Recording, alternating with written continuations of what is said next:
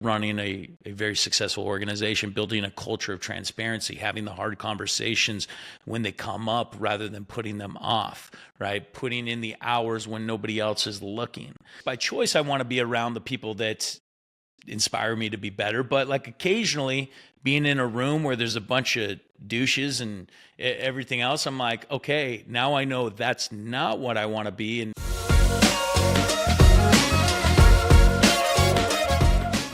this is a topic like I'm very interested in because obviously like entrepreneurs, I do think about selling a lot.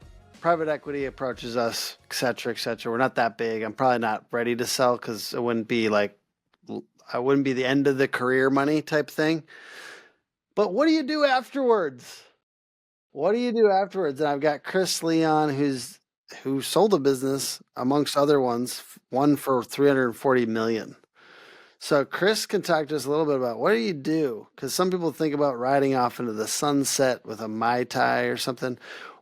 Chris, what happened, and how did you deal with that initial shock after selling a business? Or that, I know it's not a shock probably, but how did you deal with that initial rush of emotions?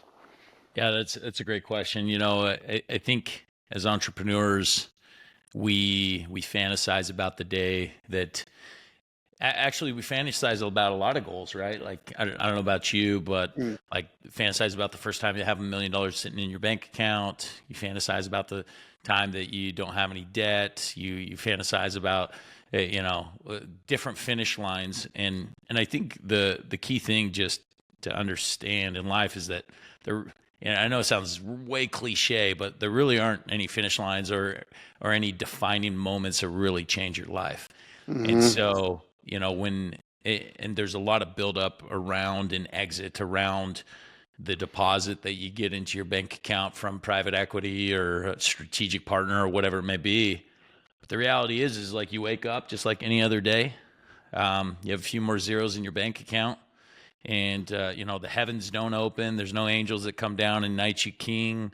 There's nothing that drastically really happens. And so I think because of that, a lot of entrepreneurs, myself included, go through like an identity crisis of some sort of like, man, I thought things were going to be a certain way and they aren't, right? And the thing I found is like whenever you have any expectations around some sort of goal, or like you're usually not right. Yeah. and like things aren't the way that you think. And so like, again, very cliche, like falling in love with the journey and the actual what's actually happening on the field rather than what's on the scoreboard is so much more important than some defining win or loss. Yeah, but like there had to be something good about it, right? Like what's the No, besides it's fantastic. So Yeah. I mean, to walk through it. So I exited. I got my first deposit. I sold a good portion of my business for 180 million, and then later at 340, and both were fantastic. Like it's what I wanted to do, but I stepped down a year after I sold at 180. I stepped down as CEO and tried retirement for about 6 weeks, and frankly, it was like the most depressing, unfulfilling time in my life. Yeah. And it wasn't it, right? Like I'd fantasized about spending more time with my kids. I have 5 beautiful children, a wife of 20 years, right? And so like I did it for all the right reasons. I wanted to spend more time with them and everything else. But quickly I realized, man, I cannot spend an extra 50 to 60 hours with my family. Like that's like not doable, right? Like they have school, they have lives of their own that they built around and everything else. And so, realizing, man, if I dedicate an extra 10 or 15, that's great. But man, I got to figure out something to do with my life. I got to like, and the reality is like the reason why us as entrepreneurs love the game is like creation brings joy. Right? Like creation is what brings real happiness. And it's not the things that we create, it's the process of creating. I agree 100%. I imagine, I think the other thing I fantasize about in an exit situation is like the anxiety though of running that company is like, because it is a lot of emotional labor to be a CEO. Okay, everyone, Sure. it's not aspirational in certain ways. It's like kind of a lot of stress, right? Like no matter what business it is, being a CEO sucks sometimes, and no one wants to hear that because it's kind of a luxury position. But that's what we fantasize about, is like when it's done and we don't have to feel that anymore. Um, but I can imagine it being replaced with the anxiety of like inactivity, Yeah. which I also have. And so, like, the reality is, you're going to have anxiety, you're going to have pain, you're going to have good and bad, no matter how much money you have in your bank Yeah. account. And so it just gets, yeah, like to your point, it gets replaced. And yes, I agree with you. There's like a certain level of like, man, I just don't like. I had 1,100 employees, right? Mm. Like, and a lot of those people counting on me and my decision making process and everything else. So yeah, there's a level of fantasizing of like, man, I want to be relieved of this responsibility. But at the same time, like, even though you're anxious about those things, there's a huge fulfillment that comes from leading 1,100 people. You know, those people count on you for paychecks, and they count on you for vision, and they count on you for direction and like energy and everything Yeah. else. And so like, you lose both sides of the coin, you know, like, Hmm. for every bad thing that you're experiencing as a CEO, there's an equally good thing on the other side that you will remiss Yeah. when you no longer have the bad. And so like, I think that's the hard thing for us to entrepreneurs to understand, is like, you know, we under, like, it's difficult and we Yeah. fantasize about these things, but like you're gonna be in a painful situation regardless of where you're at. Mm. That's good. I want to kind of just get into a little tactical thing for anyone out there. Usefulness. You've obviously accomplished a lot. And what are some important habits, or what would you consider the most important habits that you built early on that contributed to that success? Yeah, so a few different things. You know, discipline is something that is has to be exercised over and over again, and I understanding that all life is connected: physical, economic, association, and spiritual. And when you exercise a habit in one, it naturally flows over and impacts the other. And so, like, taking care of my body was really when things started working well for me. When I started exercising and putting my health above other things. And I'm not the, there's a lot of CEOs that will put that off to the side, be successful financially, and then start taking care of their body. You know, I was one that, my success really started happening once I really took care of my fitness. And because like the same discipline it takes to wake up at 5 a.m. and show up to the gym and put in one more rep and do things that you really don't want to do, right, in the moment, that's the same skill that comes to running a very successful organization, building a culture of transparency, having the hard conversations when they come up rather than putting them off, right? Putting in the hours when nobody else is looking. And so, like, just, I would say like that really helped set the Mm. stage. But yeah, just falling in love with the tough things, the hard things, and probably Mm. one of the best habits I formed was continuous education, and being willing and open to being wrong and willing to learn from others. Because my career is not all sunshine and rainbows. My first business I launched at age 24. 2.5 years later, I was filing bankruptcy for 2.2 million. Car repoed out of the driveway, less than $1,000 in my bank account, right? Losing everything. And because of these things that I wasn't willing to do, I wasn't willing to ask for help. I wasn't looking for education or mentorship or anything else, right? Like, I was just trying to be prideful and egotistical and feel like I had it all figured out, when in reality I didn't.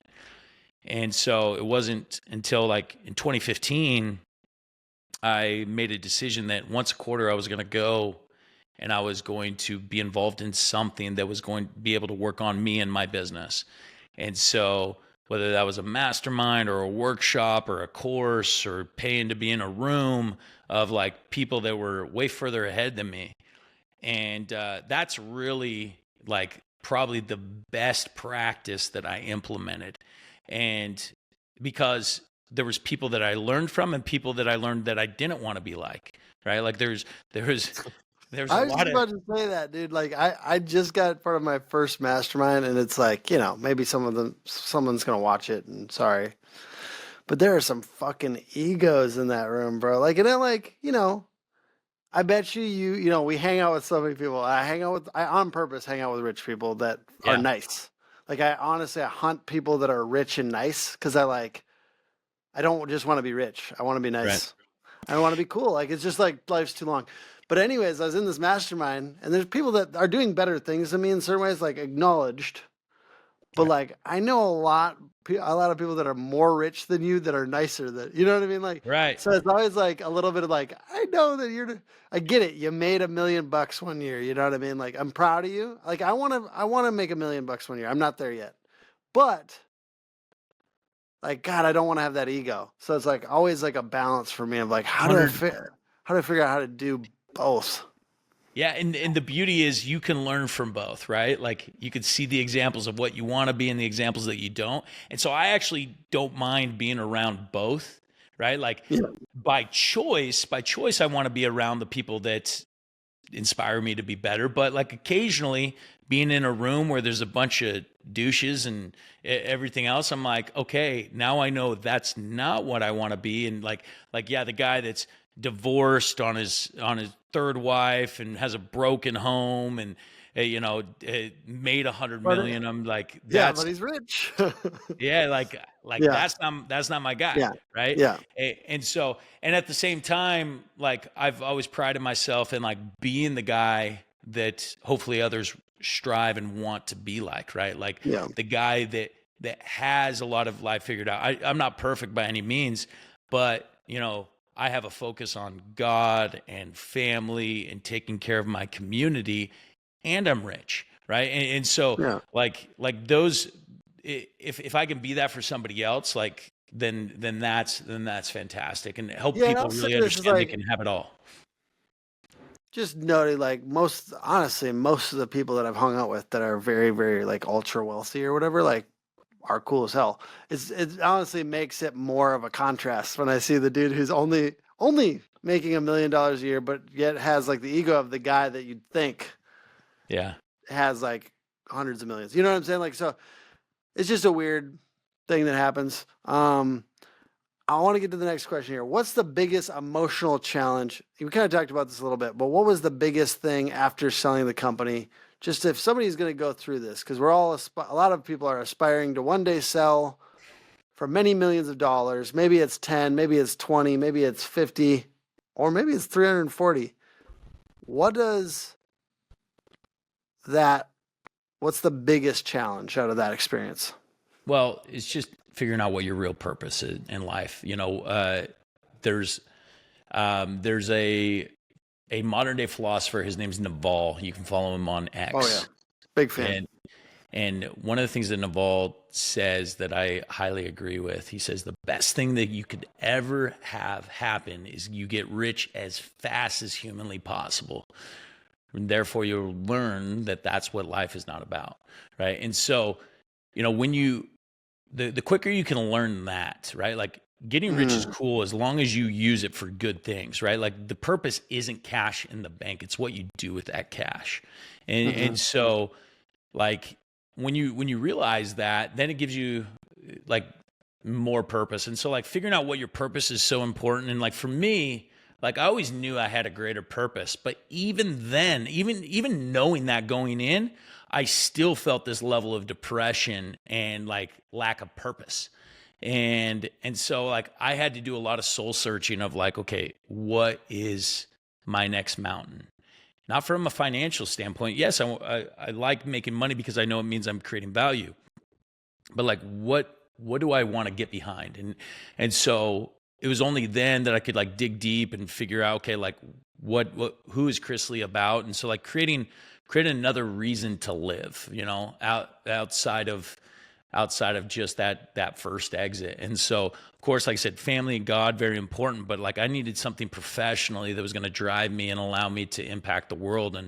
And so for me, I'm on a mission to change the world through entrepreneurship. And I believe that entrepreneurs, that they hold the very key to changing the world, because they have that paycheck that people think that they come in for.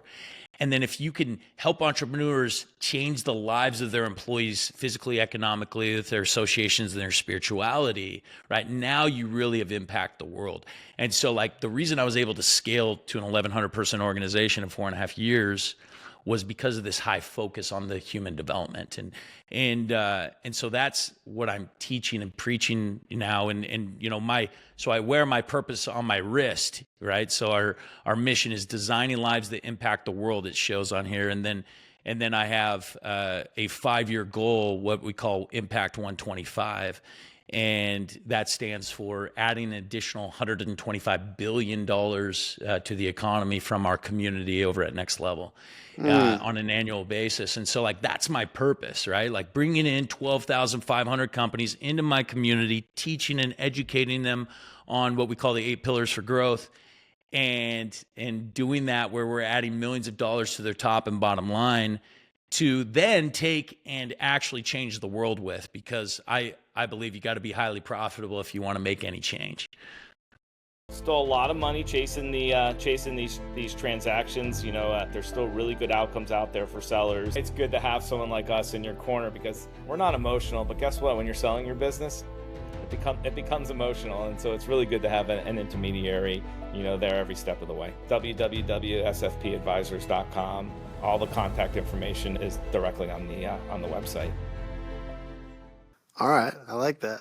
I also really like the idea of wearing your purpose and your 5-year goal on your wrist. That's dope.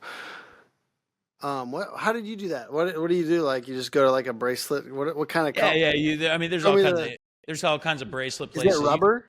Yeah, it's a rubber bracelet. Oh, cool. Yeah, right? I've seen those. I didn't know you could like buy one-offs, or do you buy multiple at a time or I mean, something? so yeah, we buy them for our community, and we have our community wear them, and so they know like when they join the community, that's what they're a part of. My employees wear them, right? Like all the team members, everything like that. Yeah. And it's the same sick. thing, you know, with my solar business.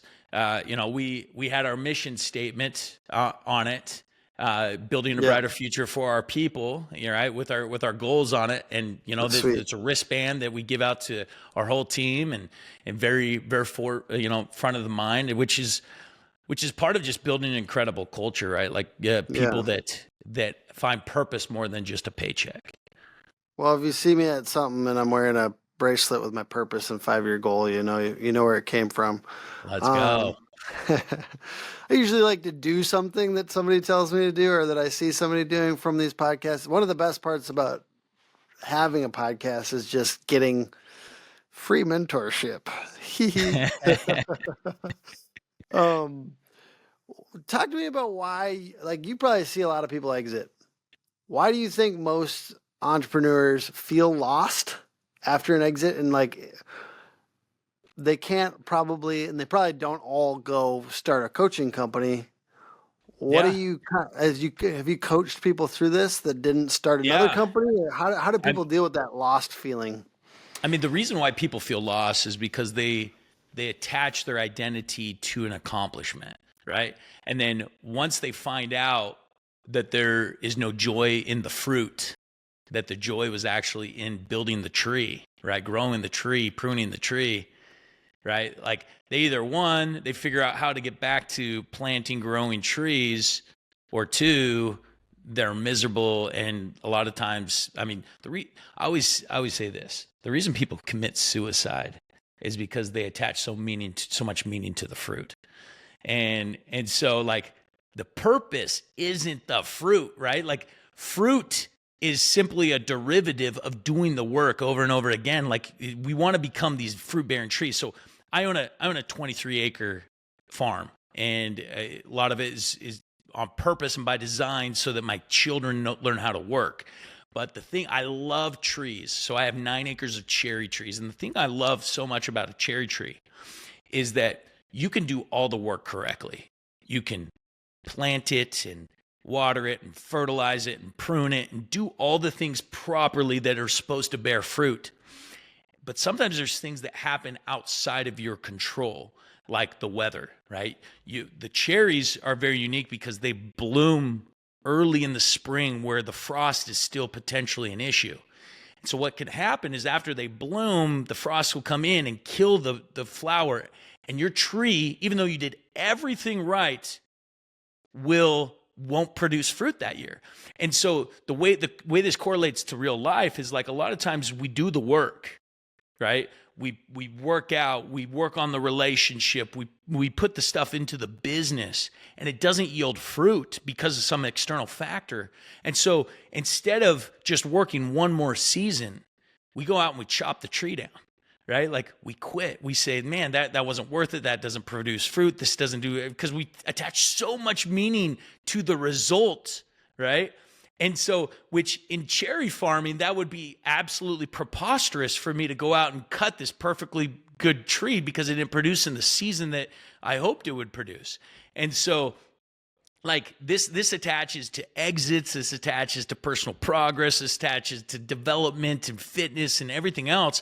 It's just like, just because you didn't get the results you desired, or you did get the results you desired, you shouldn't be satisfied or disappointed based on those results.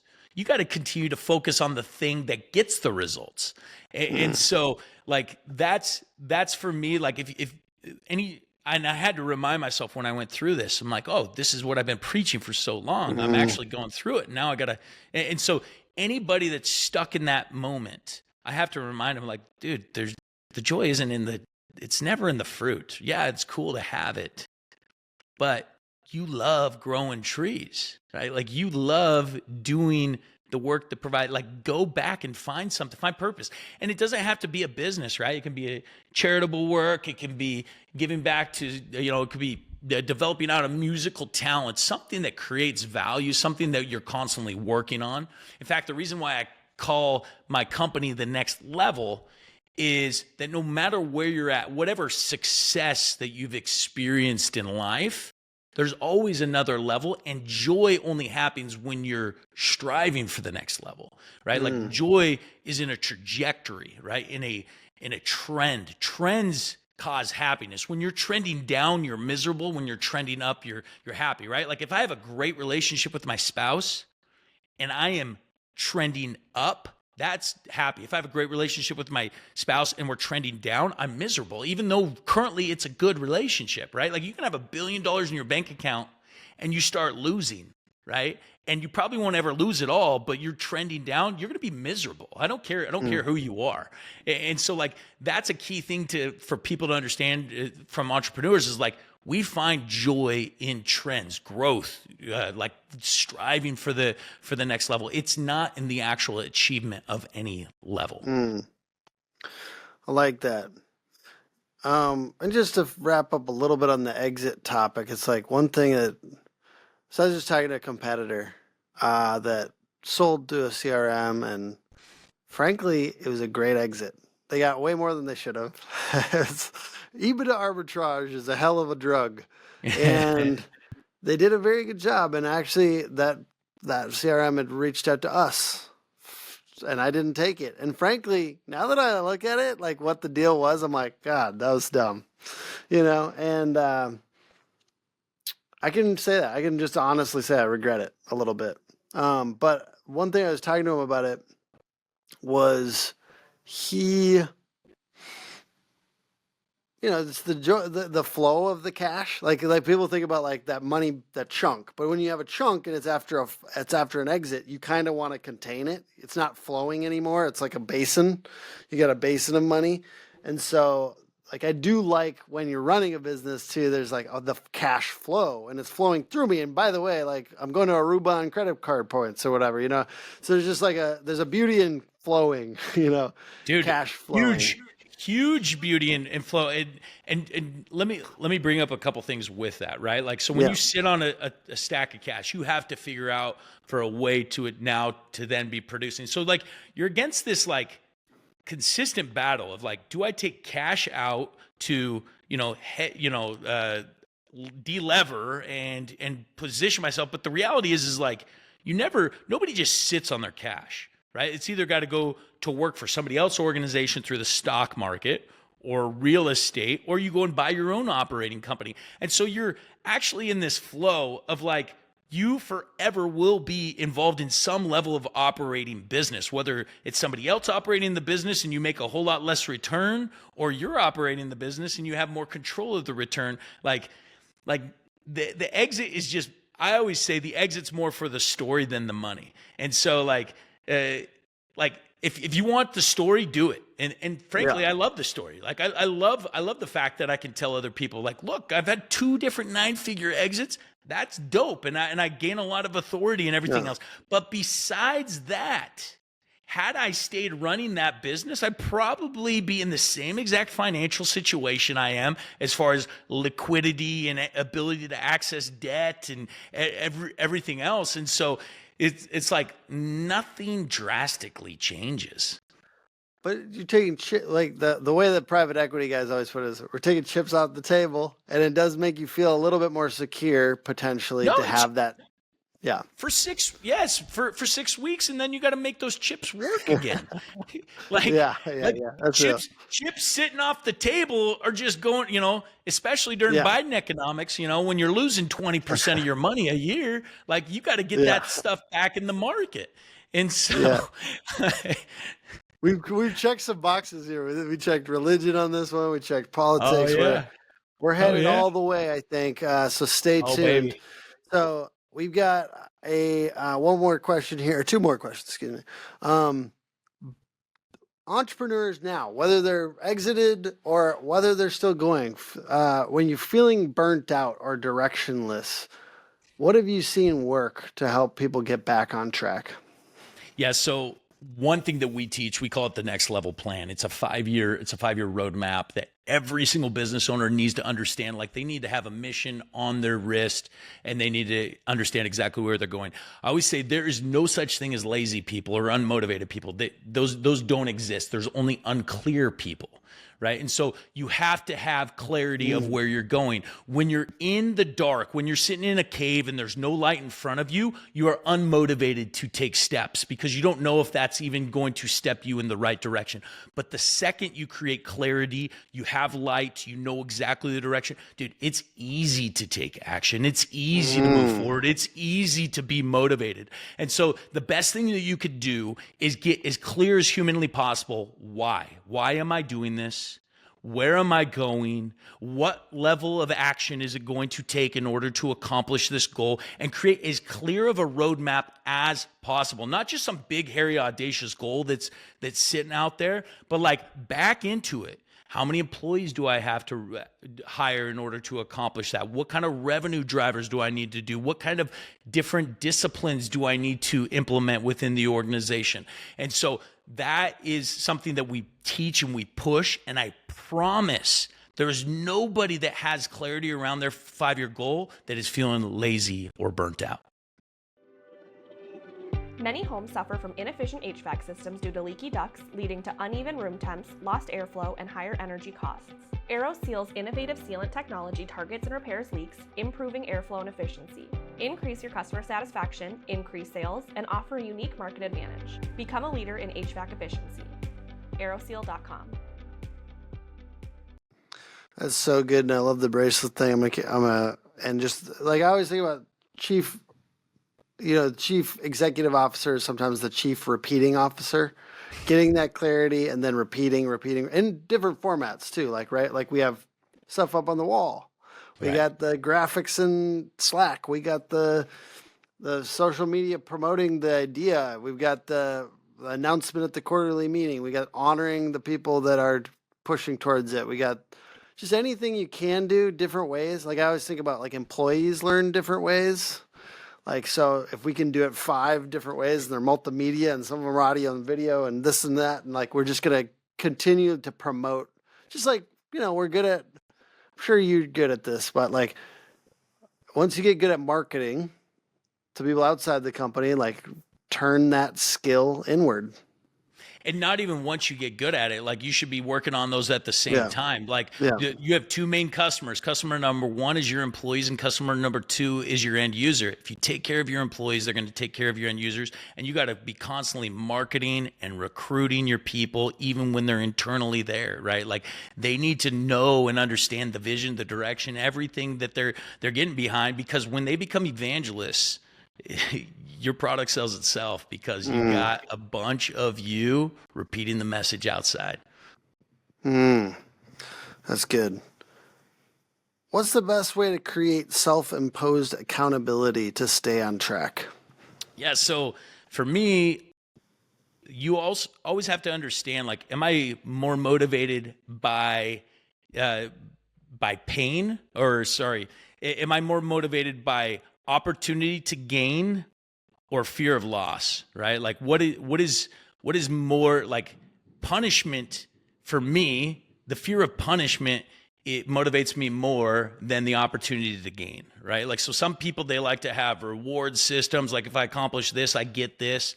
That's not me, right? Like for me is like, if I don't accomplish this, then this happens, right? And so like understanding, I don't know where that psychologically comes from, my childhood or whatever it is, but everybody is motivated by one or the other.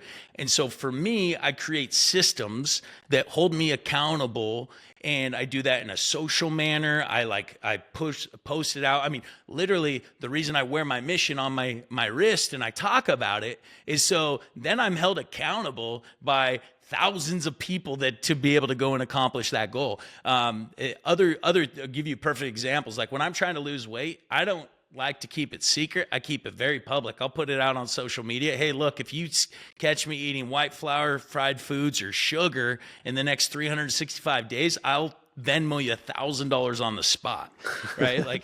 And I'll put that, like I said, on the social, on my story, on let everybody know this is what I am doing, because it's not that the $1,000 scares me. It's the pain of having to admit that I failed or whatever it is. And so like for me, I'm more motivated by not getting second place than I am by getting first place, right? So like I want first just so I'm not second, rather than I want first because I want first. And so like understanding those human psychology tricks and everything else, like you can create systems and structure and pain or motivational aspects around you. And so I mean, for me, it's like getting a community involved, putting it out on social media, being very vocal.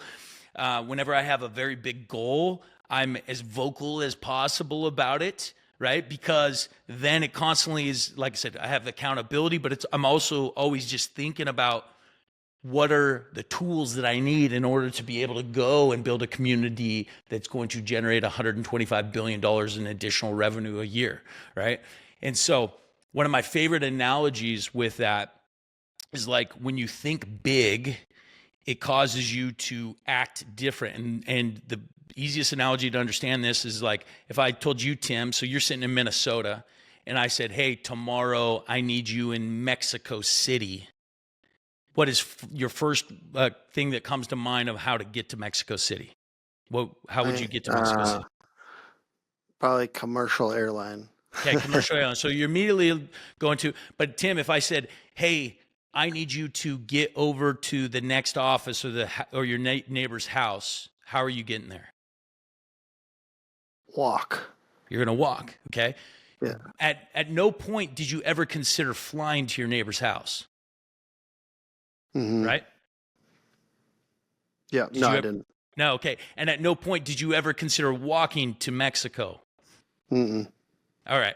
So this is just like these type of human, like understanding that when we think bigger, it requires us to think about different tools. Right. Mm-hmm. And so, and most business owners stay small because they only think about getting to their neighbor's home. Right. And they would never, ever consider driving to their neighbors. They're going to consider walking, maybe putting on their shoes, maybe a bike at best. right? As far as like a good tool to be able to get them there quick, but they will never consider flying. And so like for me, it's like putting things in place that always make me think about taking that private jet, right? And so I'm always looking for the tools, always looking for some level of accountability that's going to hold me there. It's really good. Well, I appreciate you being on the podcast. Where could somebody check out Next Level Pros? So, I mean, you could grab us on our website. Is it all right if I share my phone number? Yeah, feel free. So this you is could, your time to share whatever you'd like. Sweet. You guys could text me directly if you have any questions about Next Level or anything for me or what was shared in the show. Just area code 509-374-7554. That's 509-374-7554. You just text me direct. Of course, you can catch me on social at Chris Lee QB on all major platforms. GoNextLevelPros.com is our website, and you can find out a little bit more about the company.